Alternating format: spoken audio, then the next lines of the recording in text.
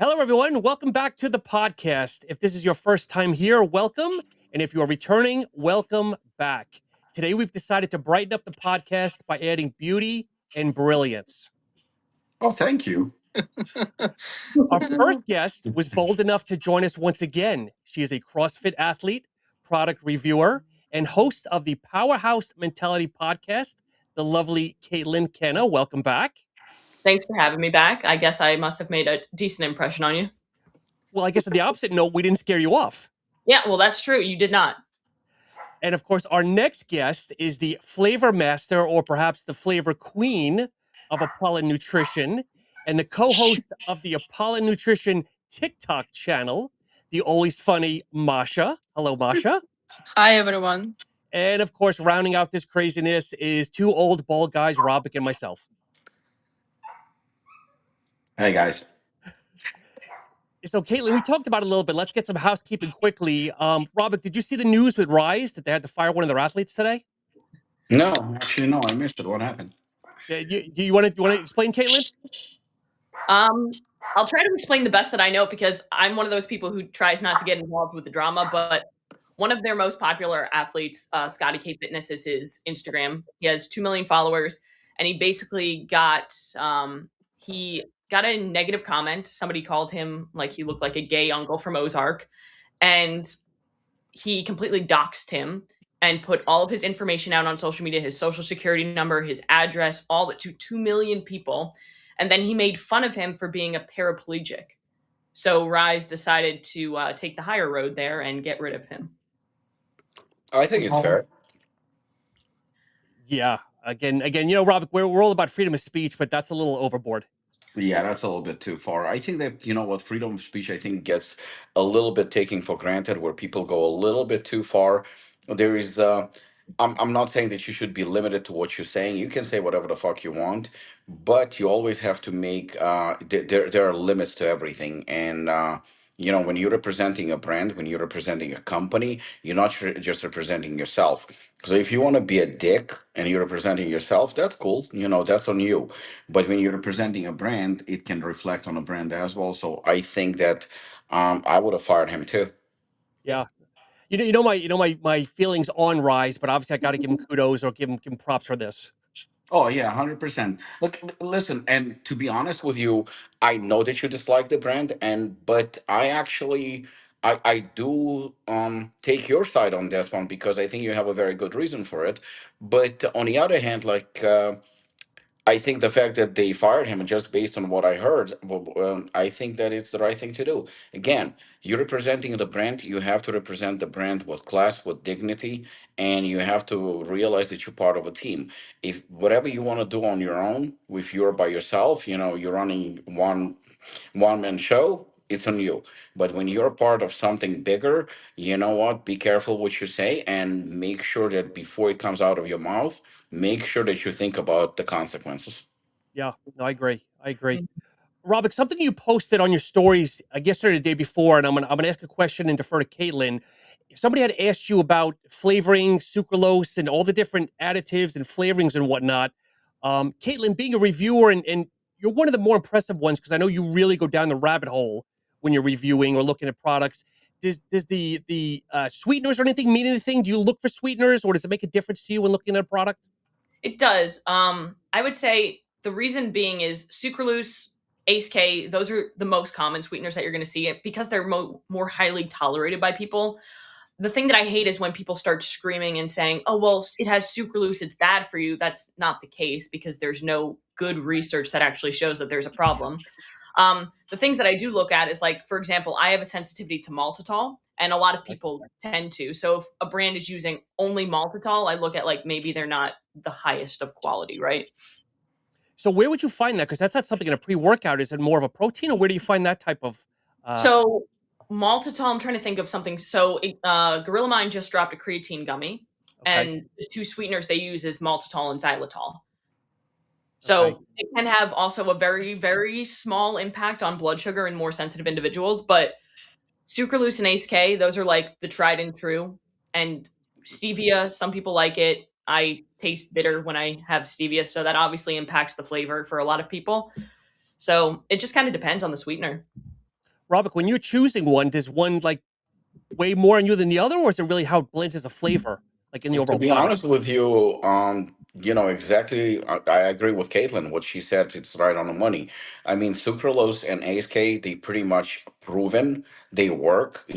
Anyone can say you have one idiot screaming that something is bad for you, and you have a bunch of idiots picking it up and basically backing it up. But the thing is like sucralose and ASK, I'm more than fine using it pretty much in everything. I have absolutely zero issues with it. Unfortunately, and I mean it, unfortunately, we do run a business and we cater to different people. So sometimes I'm forced, and I'm not even ashamed to admit it, because I know most of the owners of the company, they start screaming natural caffeine, stevia, natural sweeteners, all that kind of crap that I really don't give a shit about. But there is a market for it. And for example, we did fiber right now. Fiber tastes great. It's a good Mhm. product, but it has no artificial, coloring, no artificial flavors. It has, Masha, I think it has stevia, right? Yeah, I think so. Yeah, it's stevia. It's so it's everything is natural. Why? Because fiber was mostly, more of a mainstream health conscious product, so we really went like all out on it. But if it's me personally, I'm just like what Caitlin said. Like, I don't give a shit. Sucralose is just fine. It's proven it works and it tastes good. I Masha think did. it's more.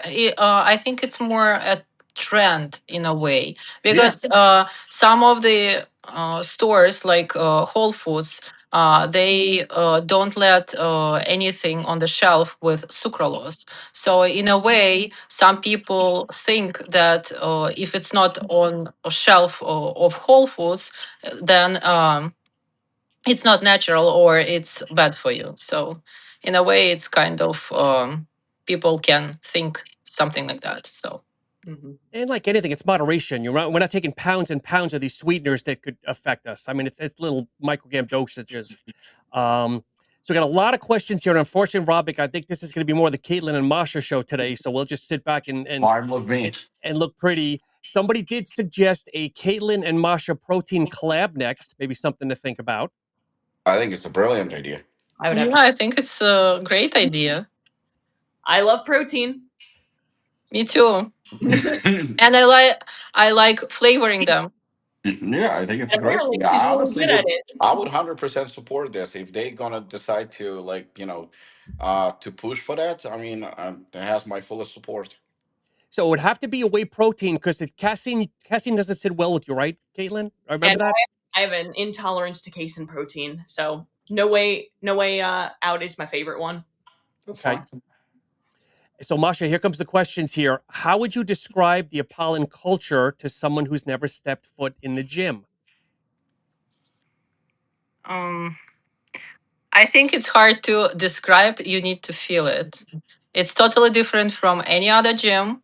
The first time that I step in, I was a little bit shocked, and it was a little bit scary for me. But after you train there, you feel the energy, you feel the culture, you feel other people presence, and everybody is very friendly. Even if it looks hardcore, it has its own mentality. Nowhere in other gym you will feel it. And Robin, we've discussed this because years ago it really was more of a hardcore gym, but you're now more the mainstream now over the years, right? Yeah, I'm not gonna get into details, but actually today we were laughing about this because while we were training, and there was one guy at the gym who was like old school hardcore, and we witnessed somebody at the gym doing things that probably, I would say, 10, 15 years ago, doing the shit that he was doing, he would get probably thrown out, by the members of the gym, because it was just very hardcore. I mean, Masha was a member before anything, so she was a beautiful woman training with a personal trainer at the gym. She was fine. Everybody is very, very friendly. But the thing is that back in the day, and I sound right now like an old guy, but back in the day, you had a certain expectations where if people saw, and it doesn't matter whether you're a man or a woman, uh, but if you trained hard, you were really encouraged. Like I remember first time that I trained Masha and she did deadlifts at the gym, and when she started using like heavier weights, she was getting like fist bumps and high fives and all that. So there's that camaraderie where people like really will respect you. They even like kind of flipped, where I think that day when they saw she was doing it, I think that day was the day that she gained a lot of respect, because Apollo is like not a place where you're going to be accepted right away. Nobody's going to bother you. You can train and you'll be fine, no issues whatsoever. But when they used to see that you're really putting in the hard work, there is really that admiration where you become like accepted part of the family. If you're bleeding, or you got hurt and your hands have calluses and stuff like that, you're obviously going to be more respected. But today I think it changed a lot, where you have a lot of TikTokers, you have a lot of, people are putting cameras everywhere. And I'm not against it. I mean, we do it too, where we will take a selfie or we will do it. I mean, it's a 21st century and you have to adapt to it. But I think certain places it's a little bit excessive. Hmm. But even Napalm has it where I see that it's still considered a hardcore old school gym. But it's almost like I'm ashamed to admit it, but it's softened up. It's still more hardcore than any other gym in the area, but it's a little bit more liberal. It's a little bit more less of a culture, but Right. more like, well, anyone can just come and it's kind of a cool place to hang out, more than champion bodybuilders and powerlifters and screaming from pain, and none of that. You can be honest. The person you mentioned earlier, Masha, was it Eric Schwartz? Was that the goofball in the gym? No, no, Eric doesn't do that stuff. Eric is still a badass. But at the same time, I remember when I came first time to the gym, I didn't see much women. Okay. Right now, we have a lot of women. We have girls that train with their boyfriends or significant others. So it's kind of well balanced, I would say. Okay. Yeah, yeah, I agree. Caitlin, you have your own home gym. Do you miss like the camaraderie or the energy of a gym, or are you comfortable like working in your own environment, not kind of blocking out the noise, maybe?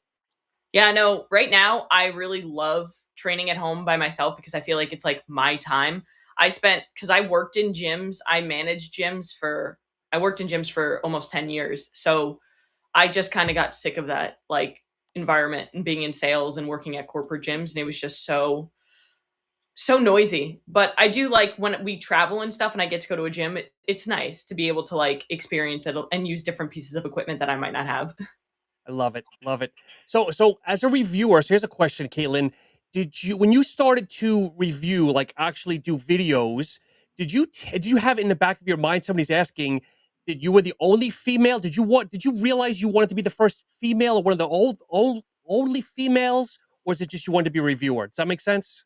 Yeah, that's a good question actually. I had no idea that I was like the only female out there. And I Okay. still like I'm not sure if I am. I don't know, there probably is others, but I really started because I saw KJ and Sammy and Cody start doing stuff and I was like, "Oh, I want to start doing stuff like that." So I just started posting videos and I didn't realize that like, "Hey, I'm one of the only females doing this," until actually when Rob pointed it out, I was like, "Oh yeah, I am." So, Masha, what's the most crazy day you've ever had at a pollen, and how did you survive it? That's probably the All Star seminar. The first year that I came to work at a Ballon, it was like helping friends, right? Okay. But starting Apollon All Star Seminar and being present there and helping out and kind of organizing it, it's a different level of everything, Was it and you have to be very at a quick pace and doing everything at once. was it easier with the most recent one? Because I felt like you were more prevalent, like in front, versus the previous ones where you were doing stuff like behind the scenes. I became more comfortable because I already had all of the other stuff to do, and I was very comfortable being in the front and with everyone and be present, more present in front of everyone. Okay. Okay. Robic, what's the moment you realized the pollen wasn't just a supplement brand, but more of a culture? Um, Damn, that's a hard question. I think that. Oh, actually, no, I know the answer. So the first couple of years when we were just selling at the gym and, just mostly like locally, and we had like very, very little presence because the first couple of years it was growing, but it was on a very small level. I think once we got a little bit out there, and obviously, I watched the industry, and to me, Stacked was like the Oscars. Mhm. I felt like I was a guy in independent movies somewhere, or off Broadway, and looking on those stars because nobody knew who the fuck I am, Yep. nobody cared. And it wasn't really envy, it wasn't jealousy, but it was like I was admiring them. Like it was so much out of my league. I was out of their league. And to me, they were the stars, like Mark Lobline or Mark Yep. Laser. All these guys, they were the stars of the industry. And to me, I was admiring them. I mean, I still do. But Stacked was that was it. That was Oscars of the industry. That was, I didn't know who Shane was. I've never even seen him. I heard about him, but I've never seen him. And then when I kind of got to know Lucas, and he told me he's going to introduce me to Shane, I didn't even know. I said, "Who's Shane?" And he goes to, "Well, he's the guy in charge of Stacked." I was like, "Whoa, okay." So, and I remember Shane reached out to me and he said, "Hey," he goes to me, "Hey man, I checked upon nutrition. I never even heard about you." And keep in mind, we were around for about 3 or 4 years already. So I think Okay. about four. He says, "How come I never heard about you? You have really, really cool products." I was like, "Well, thank you." And I honestly, to me, I thought Shane was like this old guy, very experienced. I've never seen him. And he goes to me, "Would you like to do my podcast?" I Okay. was like, "What? The podcast?" And I said, "Okay." So he goes to me, "Let's get on the phone on video an hour before." No, no, no, no. I'm lying because it wasn't live. He was recording it. Okay. So he goes to me, "Yeah, let's get on the phone. I'll record it." So before you even press record button, I'm like, "Looking, this is a young guy." So that shocked me. I didn't know that he's from New Zealand. I don't think I knew at the time. And we were just talking, and all of a sudden we started talking about soccer and travel and movies. I didn't know he was such a huge movie buff, and we clicked like immediately. Yeah. And then we did, he recorded the interview. Once he posted it and the feedback and all that, I was like, okay, you know what? I think that we arrived. Like, okay, that's pretty much it. But I thought it was as good as it gets. After that, we became friends, and I still looked at brand of the year as just something that the big boys are doing. I Sure. mean, I'm not connected to that at all. I wasn't. It wasn't even on my mind. And then we were talking about something, and Shane goes to me. I think it was 2019 or 2020, and he goes to me, "Apollo is definitely a top 10." I was like, "Top 10 in what?" He goes to me, "A top 10 brand." I'm like, "What?" Like, he said, "Next thing I said, you're gonna say that we can win." And he goes, "You can win." I'm like, "Come on." He goes to me, "You can win." I was like, "What do you mean we can win?"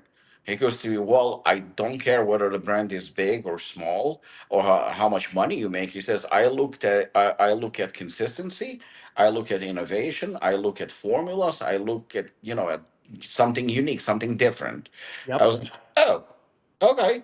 And I remember like I was like, "Okay, I mean, I can try and do that." And I remember like we got nominated, and he called me.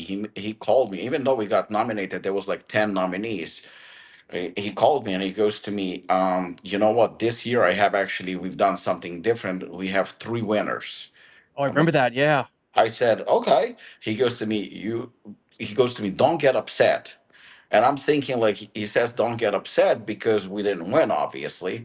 Yeah. I was like, no, I won't. I said, I'm fine. I said, it is what it is. He goes to me, yeah, you're going to have to share it with two others. I said, share what? He goes to me, brand of the year. Like, wait a second. I said, we won? Well, it's you and two other companies. I was like, I don't care about the two other companies. I said, we won? He goes to me, yeah, you're getting a trophy. I'm like, no, like, we won the title brand of the year. He goes, yes.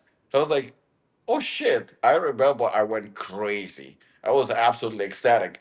And he goes to me, I thought you would be upset. I said, are you out of your fucking mind? I was like, I don't give a shit about who else won. I said, look, I'm brand of the year. So, that was the point that basically that this is it. Doesn't matter what, but you're being recognized by the best. I Yeah, mean, doesn't get any better than that. You can make millions, you can lose millions. I mean, businesses up and down, anything can happen. But I know that no matter what happens with Apollo Nutrition, right now we're basically made history in a supplement industry where we are stacked brand of the year. I mean, three times. So yeah. that's pretty much it. Robert, you're always very humble, so I'm going to put you on the spot here, though. Do you think once you put yourself in the spotlight, that the brand started picking up pace a little bit because people had somebody to kind of uh, calibrate with the brand? Does that make sense?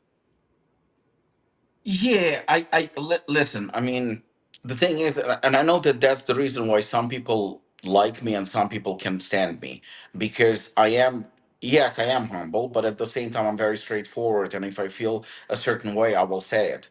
The thing is that you have to be fucking blind not to see that all of a sudden there are brands that do 600 milligram of caffeine. A couple of years ago, nobody would have dared to do anything like that.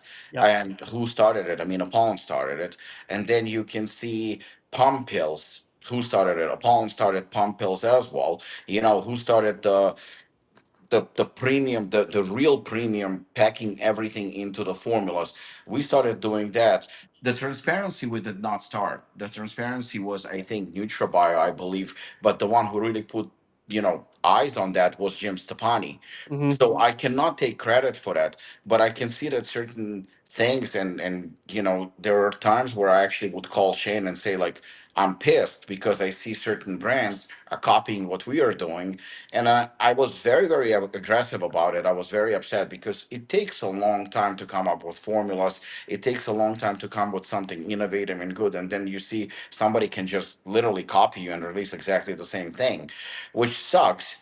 But Shane actually, even though he's younger than me, he was the one who helped me understand something. He goes to me, remember something, you the first one, you the original. Yep. No matter what, everybody, even though with maybe some reviewers or some people will not have the balls to call it out, nevertheless they still know. It's obvious.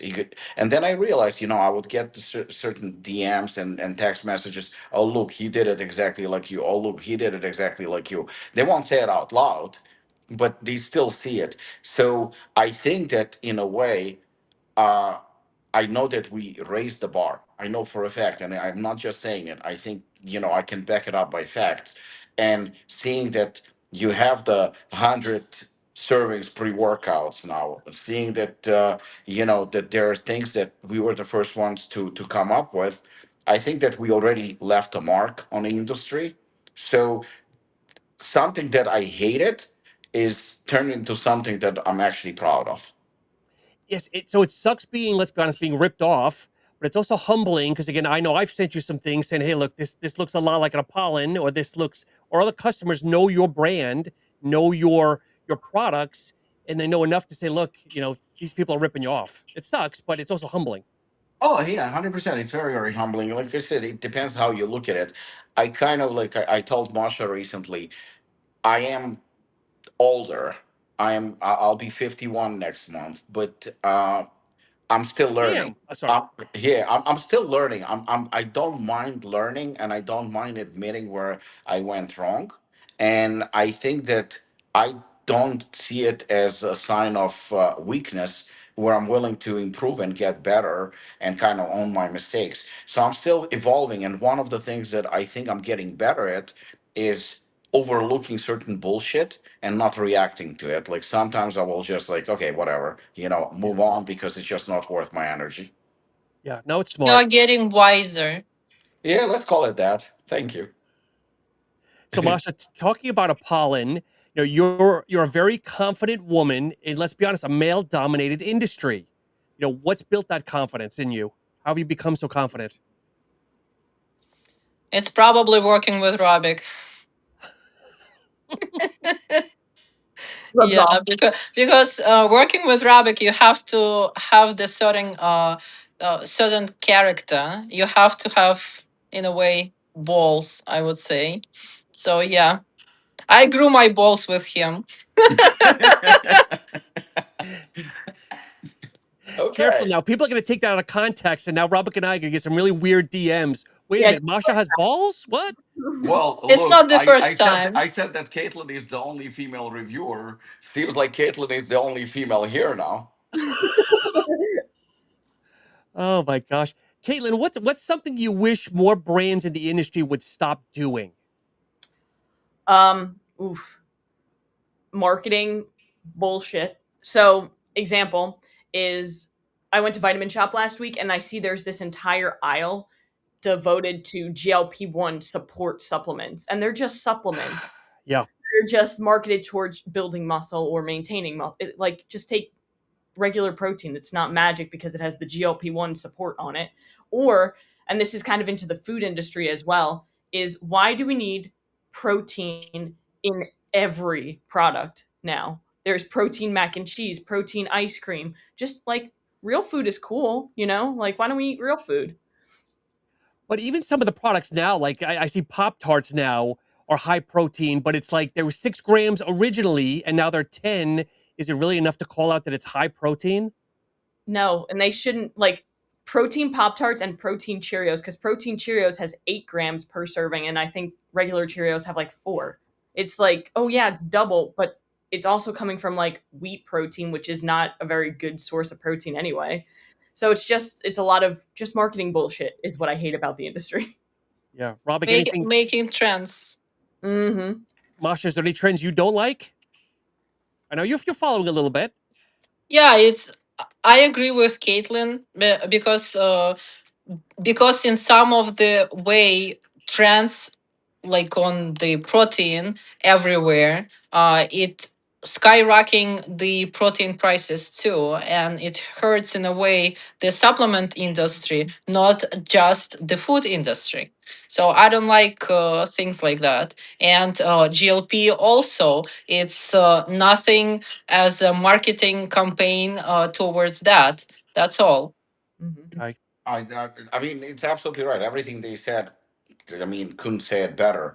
But it, see, the thing is that I saw something this morning. Like I sometimes, when I have my breakfast, that's actually like me time. I don't even like to talk to anyone, and I like to scroll through different things. And you always will catch something interesting. And I stumbled today on a Russian. Well, I don't know if he's a doctor or whatever the fuck he is, but he said something like completely idiotic. And I like to read comments because that will show the followers and how they think. And most people are sheep. They're just stupid. I Yep. mean, I'm sorry to say it, but they're stupid. When you don't use your brain and you don't process what you read and you don't start using logic, you're an idiot. And he said that eating avocado, like, don't get me wrong, avocado are they healthy? It's great fats. I mean, I love avocados, even taste. But he says if you gonna eat a lot of avocado with protein, you're gonna lose weight. Like it burns fat. And I'm looking at this like I had to watch it twice. He says avocado is burning fat if it's mixed with protein powder. Jesus. And it again, I mean, I don't even have to go into details because it's self-explanatory to a normal human being. Avocados are great. Protein is great. It's not a fucking fat burner. I mean, can you imagine like somebody who is not very educated, or again, let's call him what it is, stupid, Now he's gonna go to a supermarket because the guy is a doctor. He's gonna buy a shitload of avocados. Then he's gonna go buy shitty protein because it says protein on the top, and he's gonna eat avocados and protein, thinking that he's burning fat, and he's gonna justify it by saying that he listened to a doctor. And that's the latest trend. You go to Starbucks and there is protein in coffee. It doesn't matter that it has shitload of sugar. It doesn't matter that it has shitload of calories. That protein does absolutely nothing for you. Yep. Nothing. I mean, except it adds a little bit of protein, but it does nothing. But I think that it got to a point that it's such a huge marketing machine like GLP, where people hear protein. Okay, it's healthy. They don't even pause for a second thinking, but hold on a second. There is protein in Big Mac too. Yep. Maybe it's not protein powder, but there is protein. It's still junk food, but there is protein. I mean, it doesn't justify the fact that it's junk. Yeah, we're like Masha, losing context at this point. And I feel like the high protein thing is like the new like low fat trend. Like Yeah, everything it's a trend. now everything is high protein, and then we're gonna go back to low carb eventually, and I'll just be here, doing the basics that actually work while everybody's just jumping around. okay, Masha, I'll put the podcast on hold. I want you to put your jacket on, go in the backyard, and make some high protein guacamole. How about that? And you guys can market it. Probably, yeah. I'm I mean, there gonna is freeze market to for it. death. Oh my gosh. Caitlin, so how do you stay unbiased when you're reviewing products from brands you personally like? That's a really easy question to answer. Oh, I have integrity, and my mission is to help people navigate the bullshit of this industry, which there is a lot. So if I love a brand but they do something terrible, I'm going to call it out. And if I hate a brand and they do something good, I'm going to call it out. That's just because I I'm committed to remain honest, because I truthfully don't see another reason to go about your life. okay. So what's one thing brands maybe misunderstand about reviewers? I think a lot of them just assume that they're just marketing machines and that they're being paid off for everything Okay. that they're doing. Okay. And I think that's TikTok. That's how I classify TikTok for most of take out a pollen, and not because I'm biased, but there's a lot of crap on TikTok that should not be there. Oh yeah. Oh yeah. Like YouTube too. YouTube gives nasty comments. YouTube and TikTok are the worst comments. I got a comment the other day that was like, "Hey, if this is an ad, you have to disclose that." And I was like, "It is not an ad. It's just I like this product, so I'm talking about it." Yeah. I think that when it comes to, I personally try not to read unless it's on a palm page, and if I see something like really um, you know disrespectful or nasty or offensive, I will just take it down. I won't even hesitate. But when something is on YouTube, like for example, I'll watch Caitlin's review on her page. I will watch her review, but I won't read comments. The reason is because I turn to her page for her. Yes. I'm not interested in other people's opinion. Like I know I told one of the reviewers once, honest reviewer, and I told him something. I said, I'm not worried about you reviewing our product. If it comes to a taste or a flavor, that's subjective, and I'm not going to hold it against you. Like, I'm not going to be offended if you personally don't like it.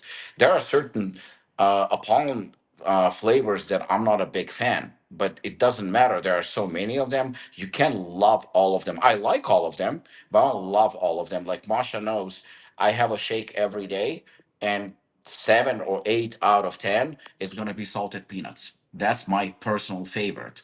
But it doesn't mean that it's the best flavor that we have. It's just my personal favorite.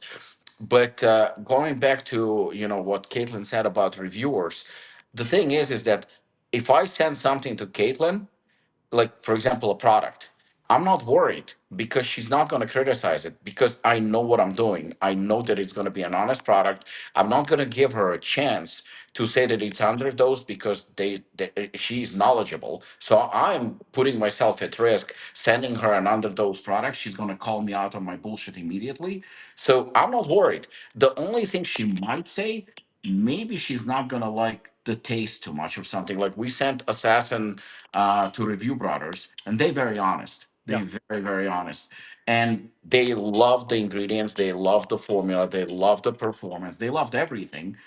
they were not crazy about the flavor, but they said the flavor was good. Most people that tried assassin flavor, they all say, well, this is the best tasting assassin ever. And it is. But they were like, it's a good pineapple, but they were not like, oh my God, this is delicious. And I didn't expect them to be, Yeah. so it's fine. But the thing is that I think in the long run, just kind of to summarize and point out to Caitlin why I admire her so much is because if she's going to be honest, and I mean, she is honest, but if she's going to be honest as a reviewer, what it does, it sets up a situation where people going to trust her. Yeah. If she's going to love everything, that trust, I mean, and it's okay, like, for example, for her to monetize and for her to make money. I don't think anything wrong with it. But the problem is when you love everything that you get paid for, and when you love every product that you get a kickback from, I mean, you want to tell me that 100 products that you just reviewed, all of them are delicious? You want to tell me that 100 products that you just reviewed, all of them are good? Because I can go right now to GNC or any supplement store, probably apart from the flavors, because I know she does a lot of, like, for example, energy drinks and flavors. Apart from flavors, I can probably point out that 70 or 80% of the products on the shelves, like she said, like GLP and stuff like that, are going to be complete garbage. Hmm. Underdosed, horrible proprietary blends, ineffective ingredients. 80%, I would say, and I'm being generous right now, are going to be garbage products. So now, if I'm a reviewer and you're sending me those products and you either giving me money or giving me a little of, kickback, now I'm supposed to love all of them. I mean, I'm going to lose credibility. People will not believe me. Eventually, it's going to backfire for sure. Yep. Mhm. Caitlin, Yeah, do you think? Go ahead, I like Caitlin. to focus on the facts. Like like, for example, everybody knows I love Ghost, like and Apollon. Like there's no hiding that I love these two brands. But like I focus on the facts. What is the solution or what is the problem that this product is trying to solve? Is it doing a good job at doing that? How is the formula? How is the taste? Obviously taste is more subjective, but like there's a difference between this is nasty and I just don't prefer this flavor. So again, integrity and then just focusing on the facts. Like, does this product actually do what it's supposed to do? Can I tell you, I'm still trying to find a positive review for the Liquid Death energy drinks. I don't think If I've you heard anything find one, positive yet. if you find one, that person is paid because that is the worst energy drink I've ever put in my mouth. Caitlin, should reviewers disclose in their reviews, hey, look, I was either paid or given or whatever by Apollon or whatever brand it is?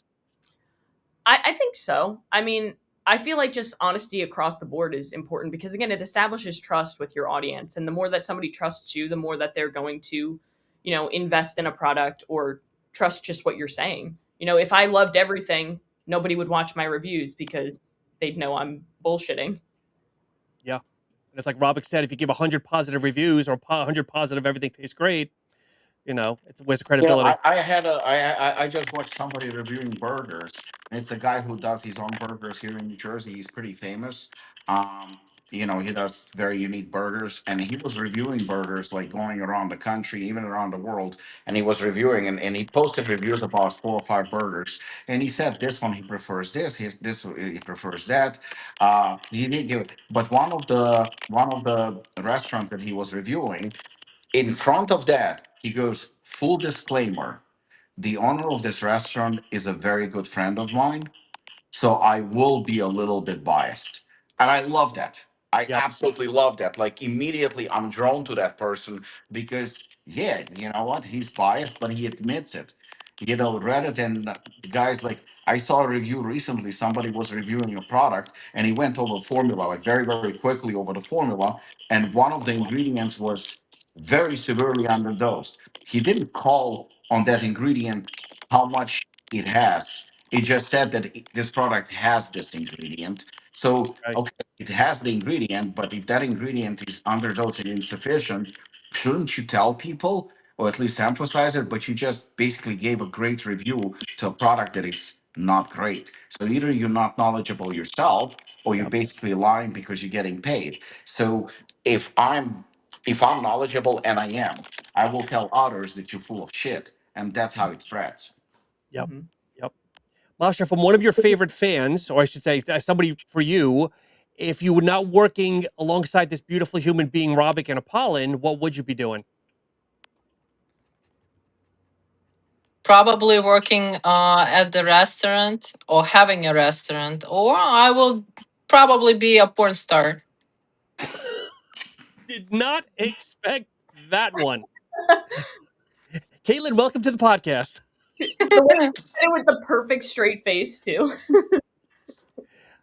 Yeah, we'll have to discuss this And offline. on this note, I will see you later. That's Where? that's definitely Well, being clipped. probably on Pornhub or something. Mm.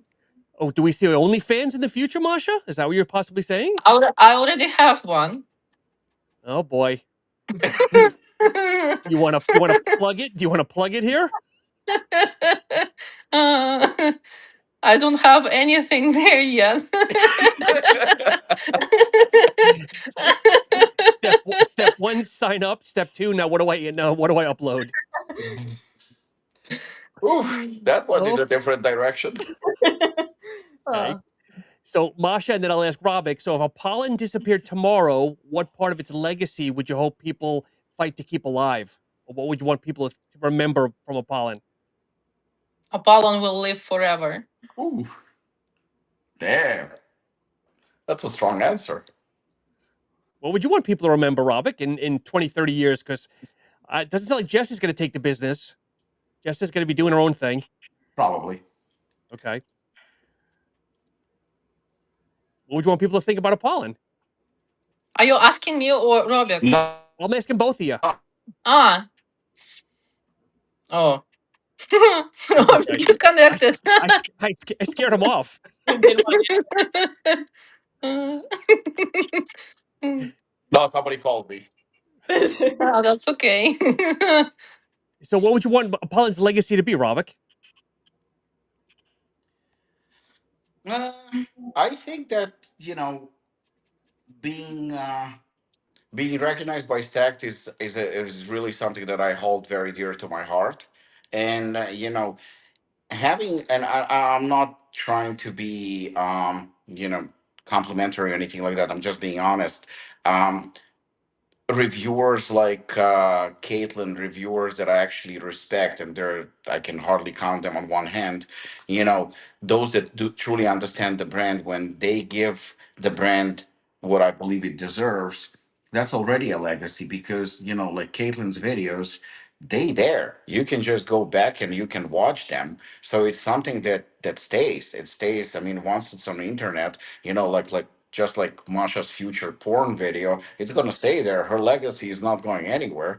But in all seriousness, I think that the legacy of Apollon is just, I said it recently actually on social media, where a lot of brands are recognized for the influencers, or they recognized for some other marketing gimmick or whatnot. Um, I could name the brands, but it's not necessary. I would like Apollon to be remembered for Apollon. That's it. I just want that name to be recognized as a um almost like a symbol of I mean, maybe it's a little bit too colorful, like a symbol of near perfection when it comes to the supplement industry. Something that is recently one of our customers, he purchased Assassin, or maybe the Specialist. He purchased it before the formula reveal, and Wow. he put an order for that. And I think that that's legacy in itself. And when I asked him, I was like, why the fuck are you buying? You don't even know what you're buying. And he goes to me, it's a palm. I know it's going to be great.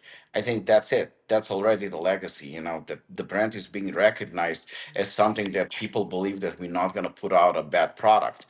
What else can I ask for? I mean, that's how I want to be remembered. What do you think of the word? Apollon is a stamp of quality and transparency. That's the legacy. Damn. Okay.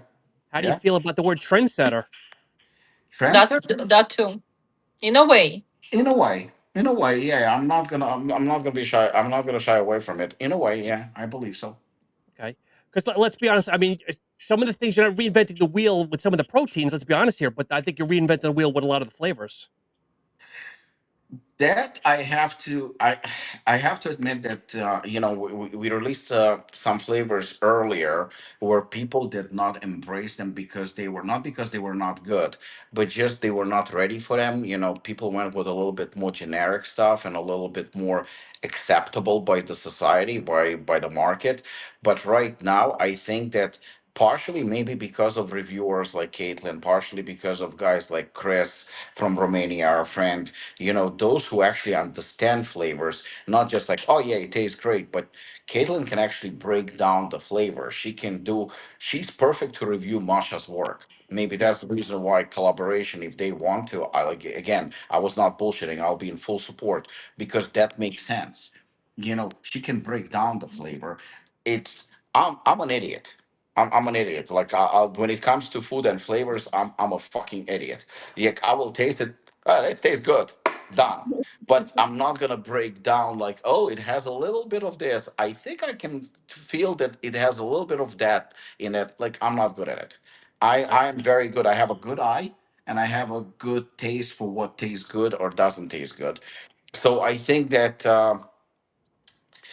There are flavors for most part. I mean, Masha definitely brought something very, very special, especially this year. And I think it all started with. Actually, I'm going to take credit for it. To be honest, I'm going to take credit for it. I think it's all started with French apple tart. Once she baked it and I tried it, I was like, this should be a flavor. But in turned into something special that people still want to bring it back, and they loved it so much. And she literally put her heart and soul into it. And I think that that's how it all began. She got a lot more confident. Sean, you and I talked about it. Yeah, She's more comfortable. She's more confident, and I think that confidence makes you a lot stronger. Like right now, she goes to the manufacturer at least once a week, and she spends time in the lab. We have very good relationship with them, and she's cooking up her own flavors. She's getting involved in pre-workout flavors, and I think that's great. yeah.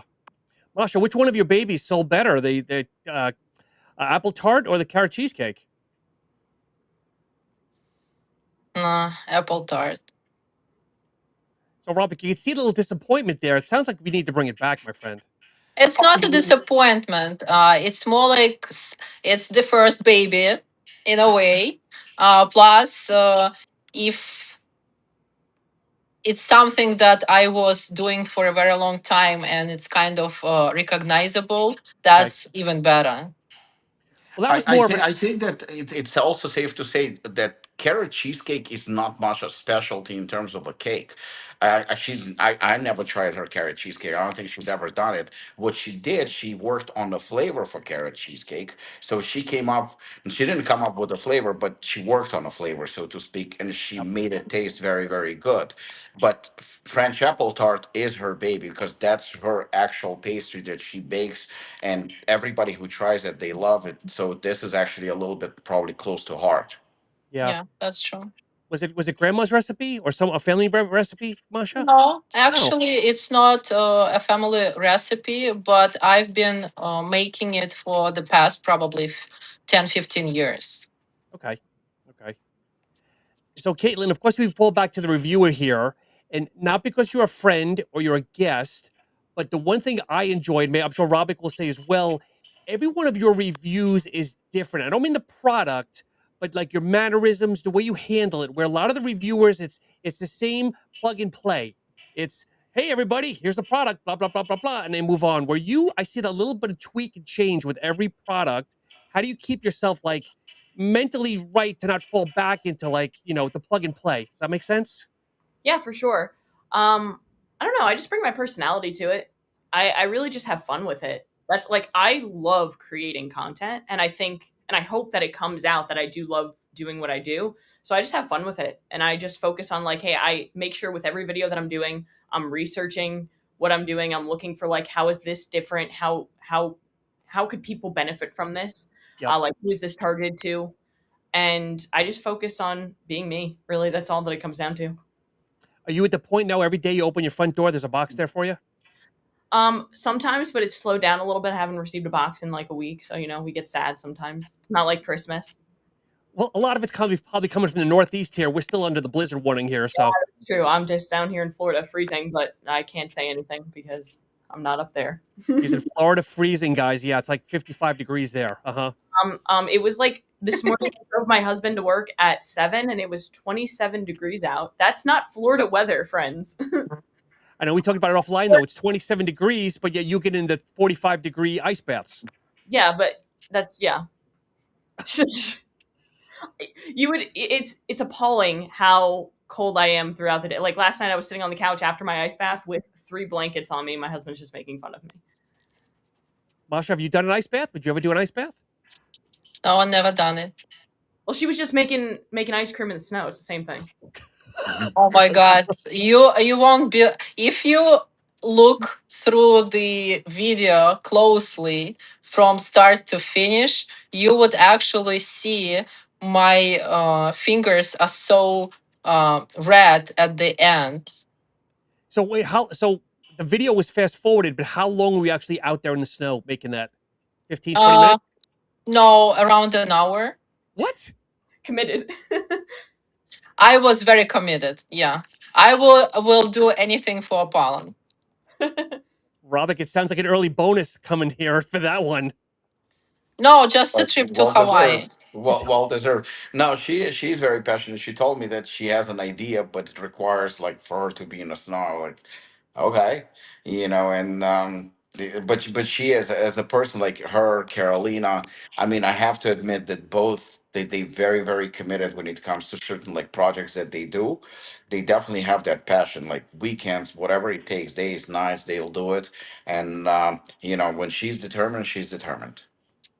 And we've talked about it too. That I feel over the last year, like you guys have been quiet with content, and all of a sudden, it wasn't even a slow burn. It's like you guys just turned it on quickly with content.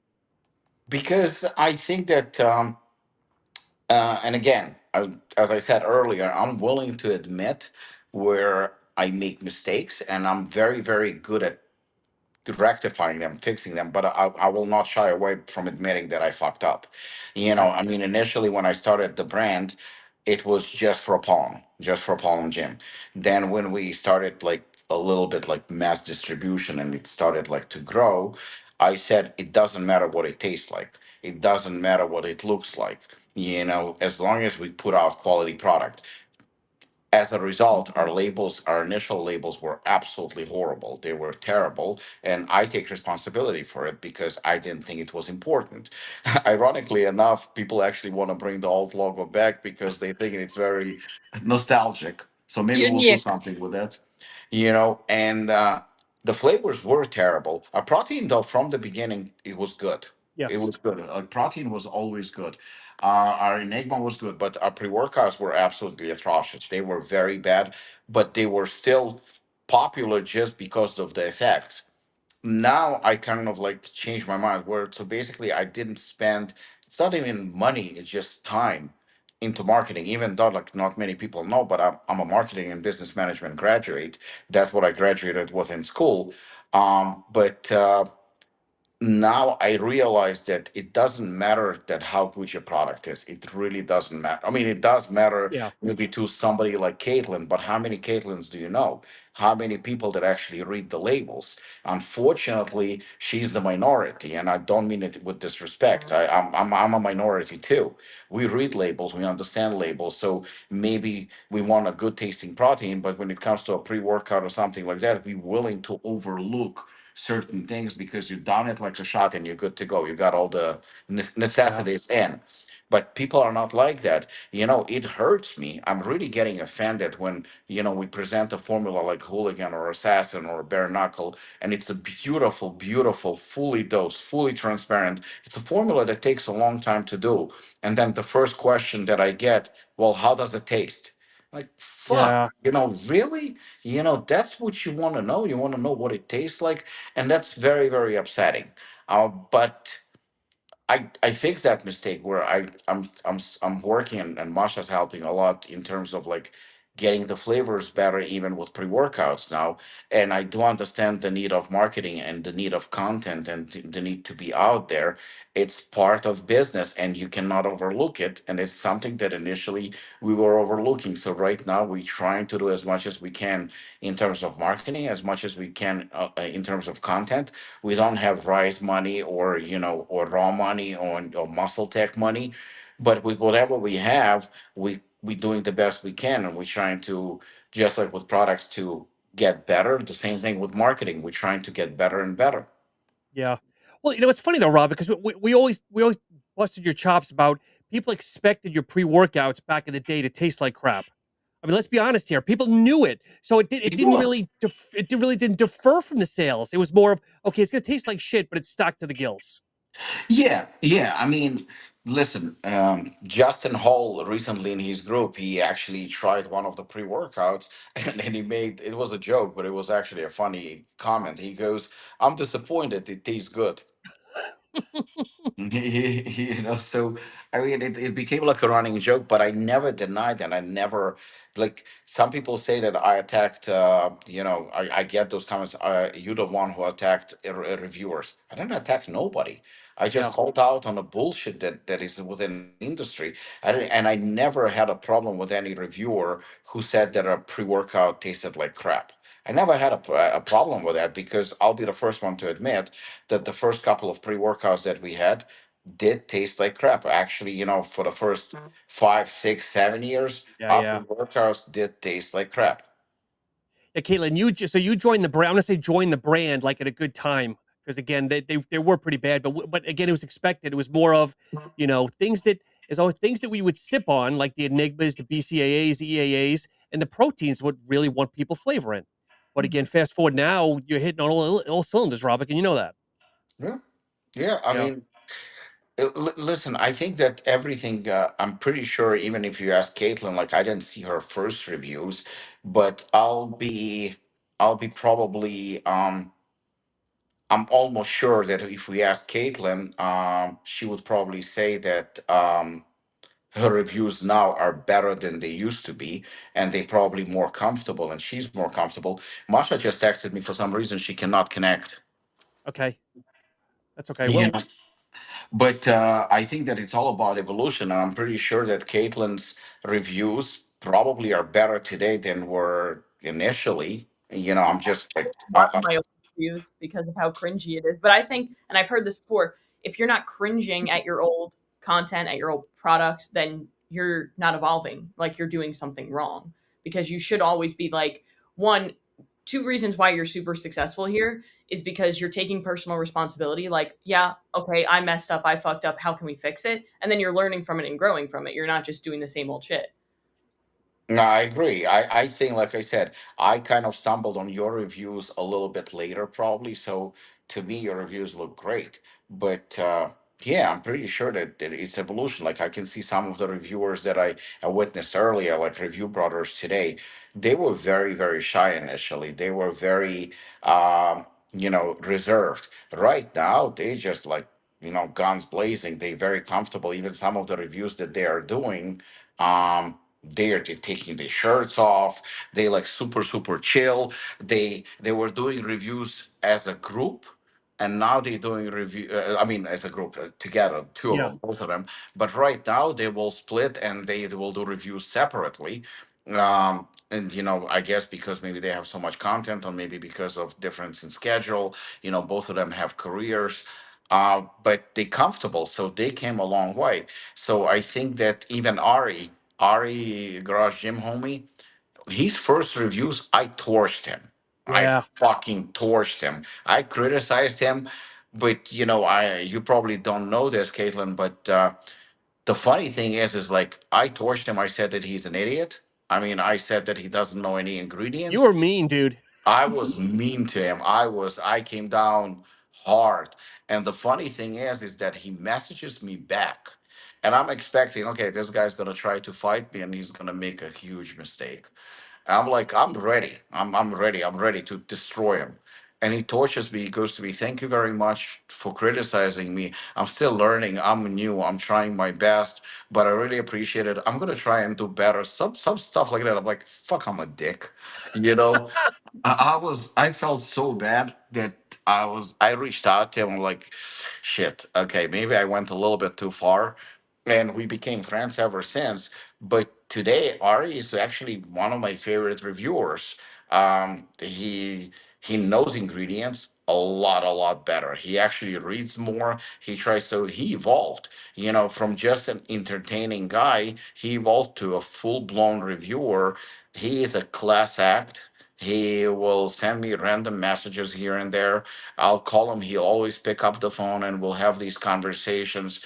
So I think it's all about evolution. No matter what we do, whether it's supplements or reviews or anything in life, it's all about evolution and trying to get better.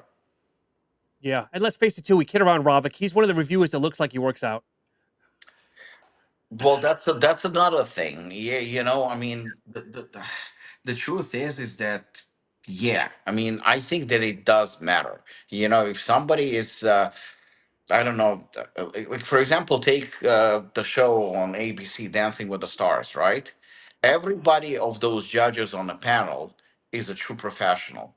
They're not just a bunch of people who don't know anything. Those are actually professional dancers, choreographers, and they experts in the field. And those are the people. If they criticize you, you kind of saying, okay, that's fine. Yeah, While you take bodybuilding, and I know a lot of people will probably be pissed right now with all I'm saying. You have a bunch of fat people sitting as judges that never competed in their life. It's pure subjective. They have no qualification. They have nothing. They have absolutely nothing. All they have is they well connected, and that's the reason why they're sitting on a panel. But they're not. I mean, some of them, yeah, maybe competed, but for most part, you have the guys who've been there for the past 30 years, same judges. The It's not a competition because it's very very subjective. The rules change all the time. There is no set rules where they actually follow and they do the right thing. So, hey, Masha, welcome back.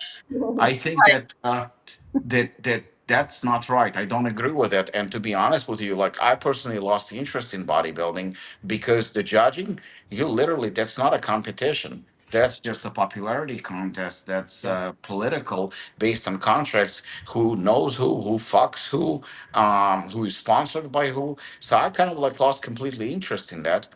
But so that's the reason why I think bodybuilding is not evolving. I don't think bodybuilding is better, and that's why you have a lot of guys saying, "Oh, I miss the bodybuilding from the '80s, from the '90s, from the 2000s," because it's not the same.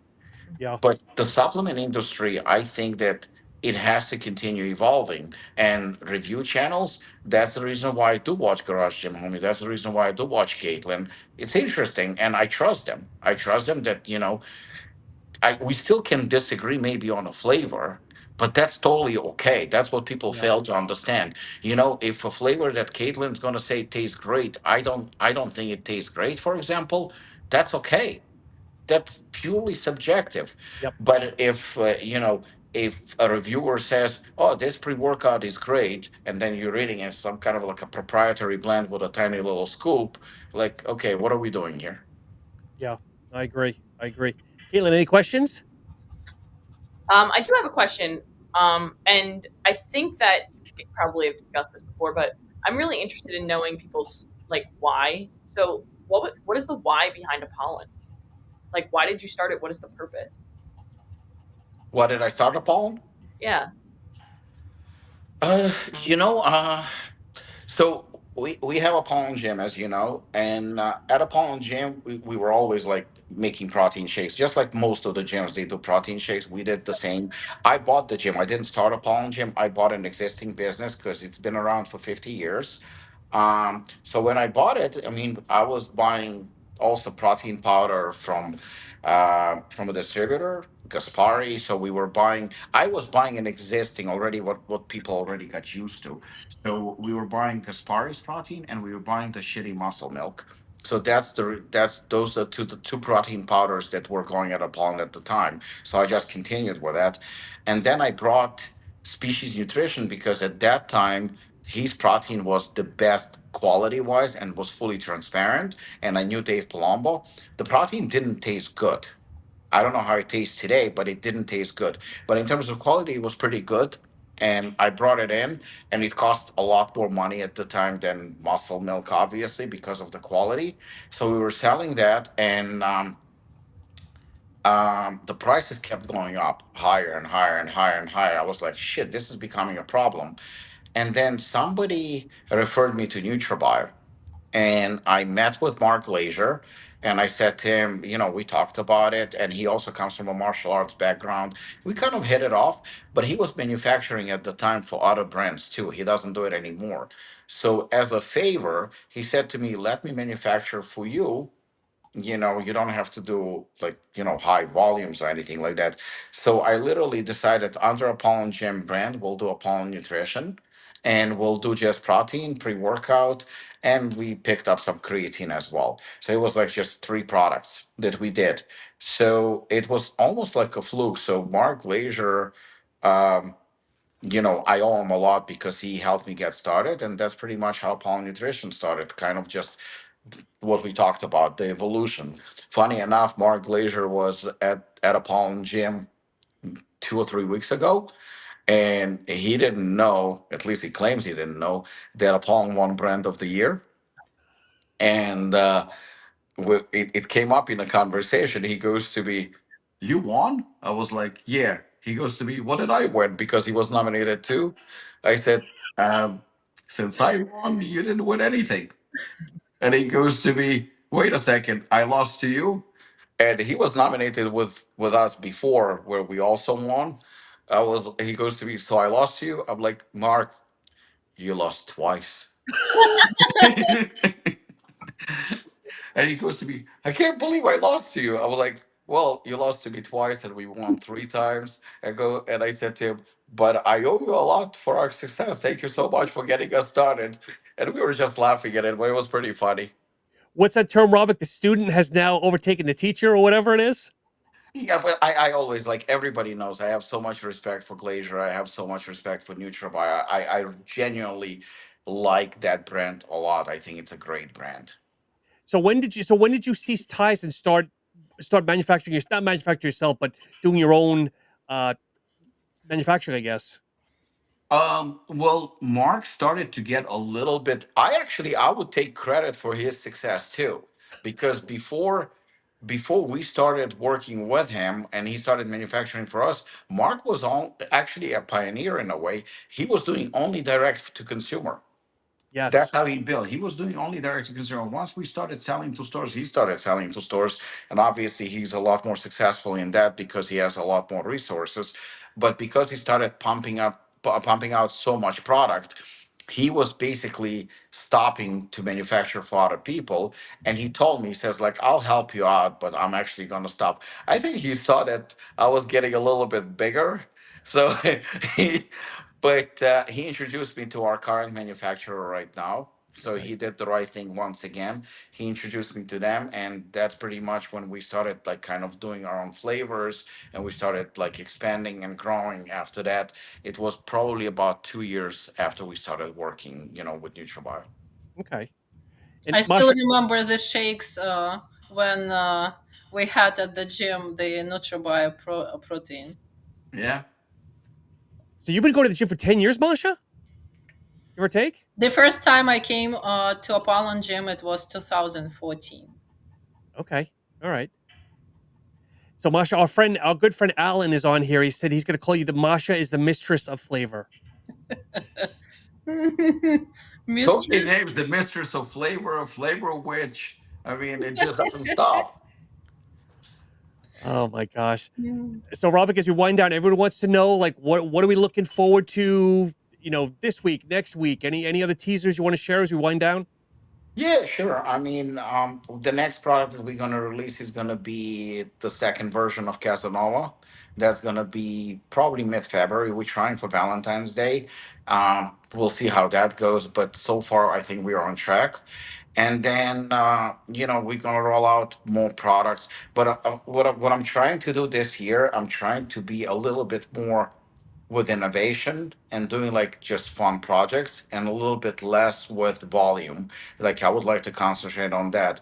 And I know that Carolina right now is working on something that she wants um, to kind of spike up upon nutrition with with the direction that she has in mind, and we talked about it, but it's still kind of in early development. We'll see what happens.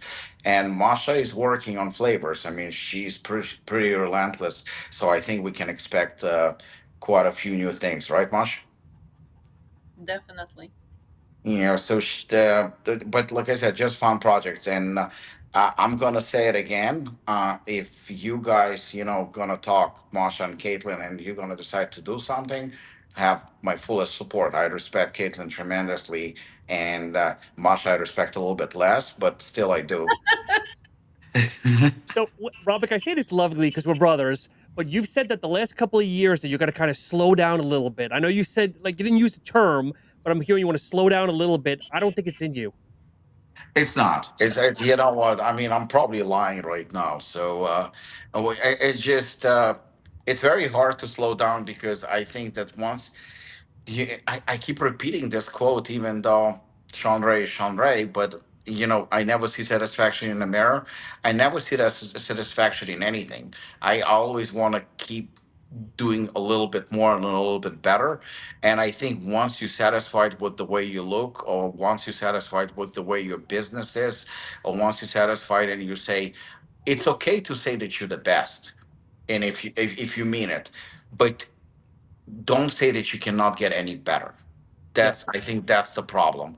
Sky should be the limit. The moment you say that you're the best at anything, I mean, and you're gonna limit yourself from growth, I think that that's an issue. So you're probably right. I'm gonna continue doing what I know how to do, and let's just go forward, and that's it.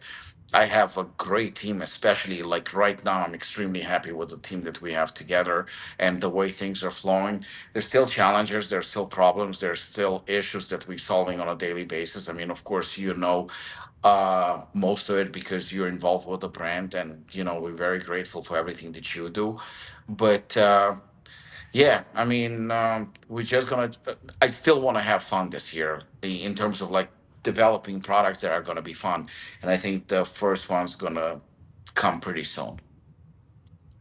So, I'm looking forward to Casanova, not because of the product, because I know the last version had a little kind of naughtiness to it. So, I'm curious to see if there'll be any naughtiness in this one. You referring to a condom that was accompanied with the product?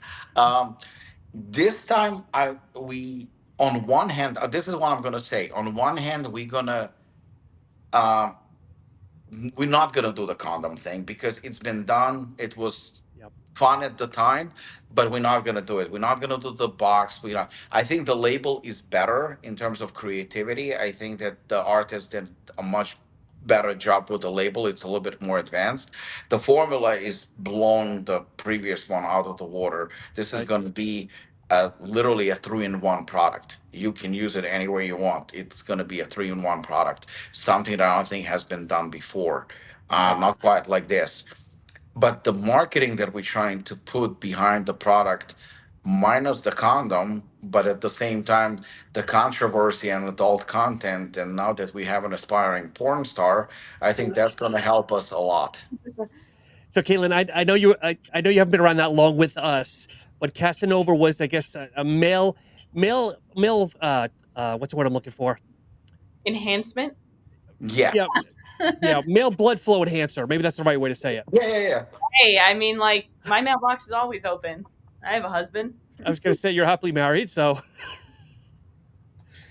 anyway, Masha, as we wind down, is there anything else that you'd like to share, or aside from OnlyFans and Pornhub and everything else, anything else you want to wind down and share with your fans? I think Apollon is like a machine that is running right now. It's not gonna stop. Okay, and I do need to plug you're building your TikTok, and what is your TikTok handle? Is it Magic Masha? Yes. Okay, well, you said you wanted some followers on there so you could start doing your own lives. Yeah. Right now I'm doing lives from a pollen nutrition Yeah. TikTok, because I'm not allowed to do on mine because I don't have enough followers. So if everybody's watching, let's get Masha some followers. And you were good today. You gave Eric some nice friendly jabs back. Yeah. And No, Caitlin, absolutely. anything for yourself? Want to announce any upcoming podcasts, your social media, anything as we wind down? No, I mean, I would love if people who are watching, if you don't follow me, Caitlin Kenna Fitness. Just trying to grow. And the Powerhouse Mentality podcast on Spotify. Spotify and Apple. Perfect. And Robert, as always, it's good seeing you, my friend. And for everybody watching, thank you so much. And let us know what you think. If you want these lovely ladies to come back again, I thought we had some magic. And as always, we appreciate you chiming in or watching. Take care, everybody. Thank you, guys. Thank you, everyone.